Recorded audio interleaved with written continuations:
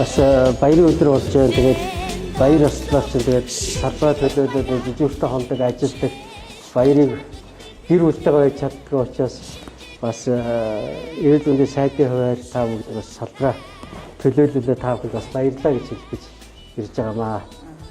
За ингээд өнөөдөр баярын өдрөөр ажил үргээ гүйцэтгэж байгаа онцгой байдал цагдаагийнх нь за мөн одоо эрүүл мэндийн салбарынхандаа та бүхэндээ шинэ оны мэнд хүргье. Өргөсөн дангартай үнж байж бусд нь амар амгалан баяраа тэмдэглэх амрах боломжийг хангаж ажилдаг та бүгдээр бас бахархдаг шүү. Бүгдэнд эрүүлэг сайн сайхныг хүсье.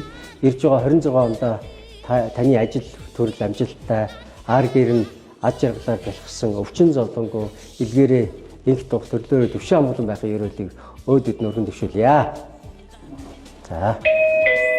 За ингээд 88 дууж очихгүй болох байлаа.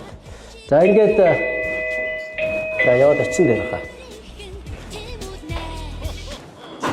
За ингээд та бүхэнд халдвар төвчин судлалын үндэсний төвийн хамт олонтойгоо цуг шинэ оны мэдлэгээ дэвшүүлж байна.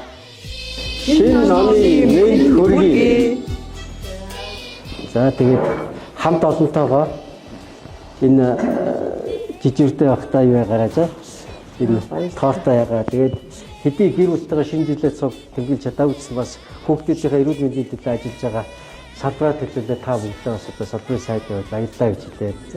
Тийм ээ. Бид ч одоо өргөсөн дангартай үнж баяр ёслол хичнээн олон жил сараа олон төрлийн баяраа чи жижигт ондог үлээ тийм ээ. За баярлалаа үгүй. Түн тагвар. Хөнгөрсөн байна тийм. Цамгүй бас арай дээрсэн байна. Тийм. Ийм байдлыг сайжраад яаж байгаа хүмүүс болбоц. Хичээл хөгжлөө шаардлагатай хүмүүстэд ээж аавын орлоод ээж аав нь орлоо тийм ингээд ажиллаж байна.